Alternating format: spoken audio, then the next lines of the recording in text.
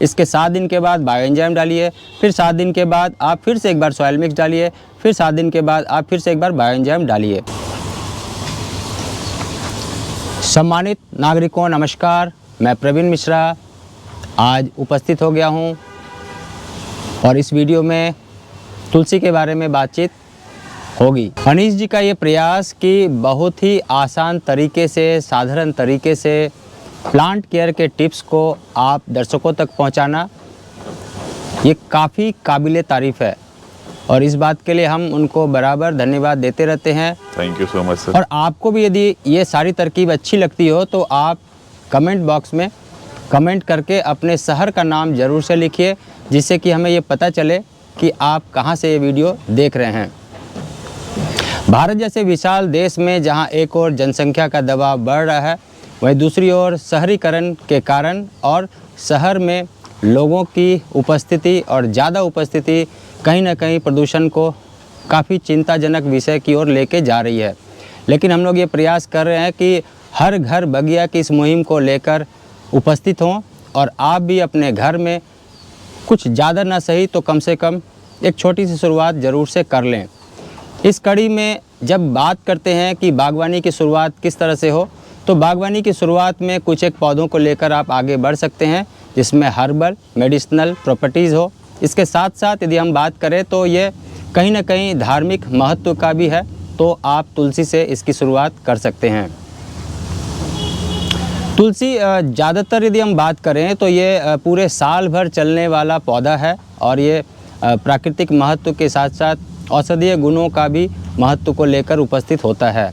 लेकिन जब हमारे पास सर्दियों का समय होता है तो सर्दियों के समय में समुचित रख रखाव की कमी के कारण तुलसी का पौधा खराब होने लगता है या बहुत जल्दी इसके पत्ते झड़ जाते हैं।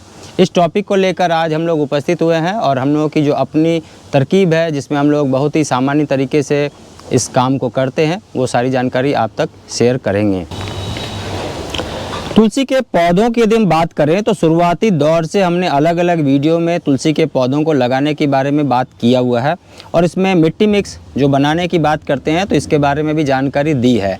लेकिन फिर से एक बार वो सारी जानकारी को आप तक पहुंचाने का प्रयास करते हैं और इससे आसान हो जाएगा, इससे एक रिमाइंड भी हो जाएगा। तो सबसे पहले आपको लेना है 10 किलो मिट्टी, 2.5 किलो नदी का रेत, 2.5 किलो कंपोस्ट और इसके साथ लेना है 1 किलो नीम की खली और 1 किलो लेना है पत्तों का खाद। इस पूरे मिश्रण को जो आप बनाएंगे तो इसमें आपको लगभग 1 ग्राम प्रत्येक किलो ऑर्गेनिक सॉइल मिक्स में आपको डालना है 1 ग्राम हल्दी, 1 ग्राम चूना और आधा ग्राम काली मिर्च का पाउडर। इस दर से आपका यदि ऑर्गेनिक मैटर यदि 17 किलो बना तो 17 ग्राम हल्दी, 17 ग्राम चूना और लगभग 8-9 ग्राम के आसपास काली मिर्च का पाउडर आप डाल सकते हैं। इससे आपका एक बढ़िया सा मिश्रण तैयार हो जाएगा और जब इस मिश्रण को आप हाथ में लेंगे, स्मेल करेंगे तो आप देखेंगे कि काफ़ी अच्छी खुशबू भी आ रही है। अब आपका एक प्रॉपर डाइट जो पौधों के लिए होना चाहिए वो लगभग तैयार हो गया है और पौधों के प्रत्येक स्थिति में, प्रत्येक स्टेज में ये कहीं ना कहीं पौधों के लिए बैकअप भी तैयार करता है। हालांकि हमने ये पौधे को पहले लगाया हुआ है तो इस पौधे की जो ग्रोथ है, इस पौधे का रख रखाव है, वो आज आप देख रहे हैं आदरणीय राजकुमार गोयल जी के छत से।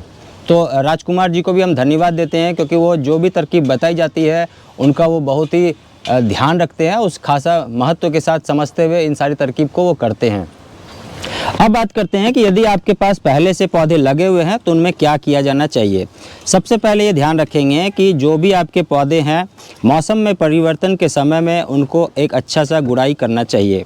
गुड़ाई करने का ये फ़ायदा होता है कि आपके पौधों में लगने वाले कोई भी फंगस, कीड़ा मकोड़ा और बैक्टीरिया या कोई भी अन्य तरह का चींटियों के अंडे यदि यहाँ डेवलप हो रहे होंगे तो वो वहाँ से डाइवर्ट या डिस्ट्रॉय होने लगते हैं। इसके साथ साथ चूँकि हमारे पौधों में हवादार माहौल भी चाहिए, मिट्टी में गुड़ाई के साथ साथ माइक्रोबियल एक्टिविटीज़ जो है वो फास्ट हो जाती है और फास्ट होने के साथ ही यहाँ पर पौधों के लिए जो उपलब्ध कराए जाने वाले पोषक तत्व हैं उनके लायक ये माहौल बन जाता है। तो ये गुड़ाई करने के बाद ज़रूर से आप एक दिन छोड़ सकते हैं। यदि बहुत हॉट समर डेज़ है, गर्मी का समय है, तो सुबह शाम भी गुड़ाई करने के बाद आप कुछ एक चीज़ों को ऐड कर सकते हैं। गुड़ाई होने से आप देखेंगे कि मिट्टी ऐसी भुरभुरी सी हो गई। और अब इसमें से मिट्टी यदि इस तरह का बन गया तो आपने कुछ एक मिट्टी को निकाल लेना है जो पहले से गमले में लगे हुए हैं। जैसे यदि हम बात करें यहाँ पर कि यदि आपने 10% मिट्टी निकाल दिया, 10% का यहाँ पर आशय होगा कि यदि ये गमले में 10 किलो मिट्टी है तो 10 किलो का 1 किलो तक मिट्टी निकाल दें। और यदि आप 4 मुट्ठी मिट्टी निकाल रहे हैं तो अब 4 मुट्ठी नया सॉइल मिक्स जो हमने अभी बनाया है उसे ऐड करने की ज़रूरत लगेगी। तो अब 4 मुट्ठी 5 मुट्ठी यदि हमने निकाल दिया तो ये जो अब बनाई गई सॉइल मिक्स थी, इस सॉइल मिक्स को हम लोग लगभग यहाँ पर फीडिंग कर देते हैं। 4 मुट्ठी के आसपास ये नया सॉइल मिक्स डाल देते हैं।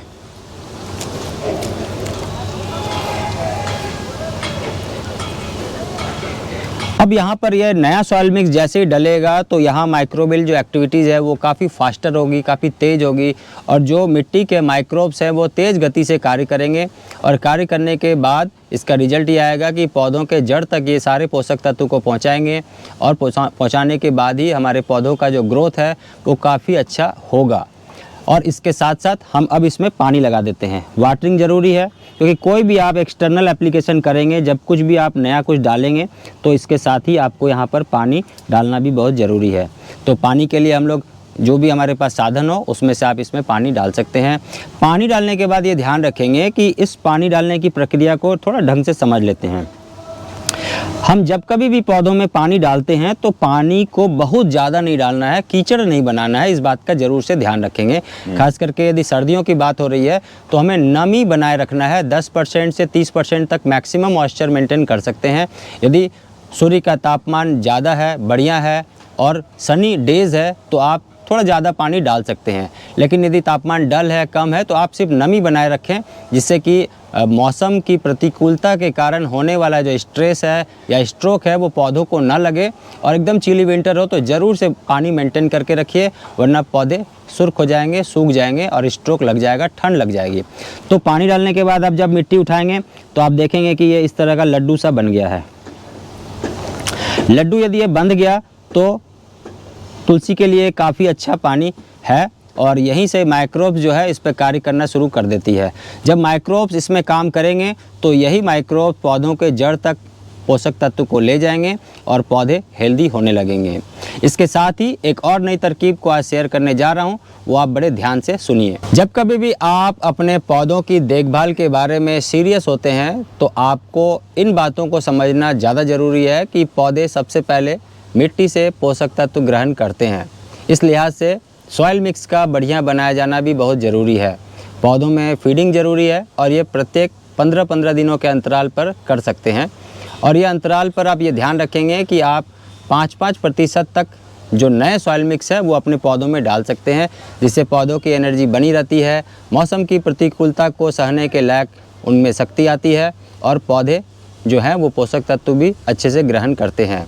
लेकिन हम लोगों ने ये भी समझा कि कुछ एक ऐसा भी बैकअप है जो कि कहीं ना कहीं यदि कोई गैपिंग हो रही हो, यदि आपके मिट्टी में पोषक तत्वों की कमी हो रही हो तो आप बराबर अंतराल पर कुछ एक उनको बायो एंजाइम के रूप में सप्लीमेंट दे सकते हैं, सर्व कर सकते हैं। इस लिहाज से बात करें तो आपके घर से निकलने वाले कचरे में से बहुत सारे ऐसे साधन हैं, जैसे कि ये बनाना पील का है या संतरे का है, मौसमी का है, नारंगी का है। और यदि ये ज़्यादा ना भी हो तो एलोवेरा का यदि आपके पास है तो आप एलोवेरा का भी जूस का इस तरह से बायो एंजाइम बना सकते हैं। एलोवेरा काट कर 2-3 महीने रख सकते हैं और उनका बायो एंजाइम बनने के बाद इस तरह का आप बायो एंजाइम का उपयोग कर सकते हैं। उपयोग इस तरह से करना है कि आपको लेना है 1 लीटर पानी और 1 लीटर पानी में लगभग 20 ml तक इस ढक्कन का 4 ढक्कन आपने पानी में मिलाना है और पौधों में ऊपर से नीचे तक छिड़काव करना है और फिर मिट्टी में भी ड्रेंचिंग करना है। यदि आप ऐसा करते हैं तो पत्तों में, इसके तने में, फिर यहाँ पर मिट्टी में ऊपर से नीचे की ओर यदि ये आ जाता है तो आपके पौधे में लगने वाली बीमारी और पौधों में जो इम्यूनिटी की कमी हो रही है या पौधों में न्यूट्रिएंट डिफिशिएंसी हो रही है वो सारा यहाँ मेकअप होने लगता है। बहुत हद तक खट्टे फलों से कुछ एक पौधे में लगने वाले कीड़े भी दूर भागते हैं।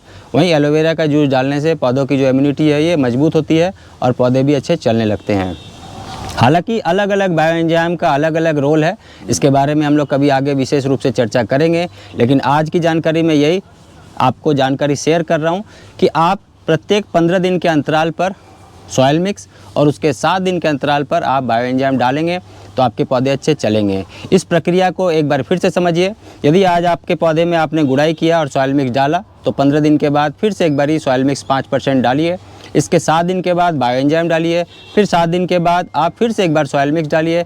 फिर 7 दिन के बाद आप फिर से एक बार बायो एंजाइम डालिए। इस वीडियो में बताए गए तरकीब के बारे में यदि कोई भी संदेह हो तो आप अपने कमेंट बॉक्स में ज़रूर से कमेंट लिखकर पूछ सकते हैं, फ़ोन कर सकते हैं, बात कर सकते हैं और जानकारी ले सकते हैं, जुड़ सकते हैं और हमें आशीर्वाद दे सकते हैं। तो आप सभी का बहुत धन्यवाद। पुनः मिलेंगे नई जानकारी के साथ, तब तक बहुत ध्यान से रहिएगा। Thank you very much, take care और नमस्कार।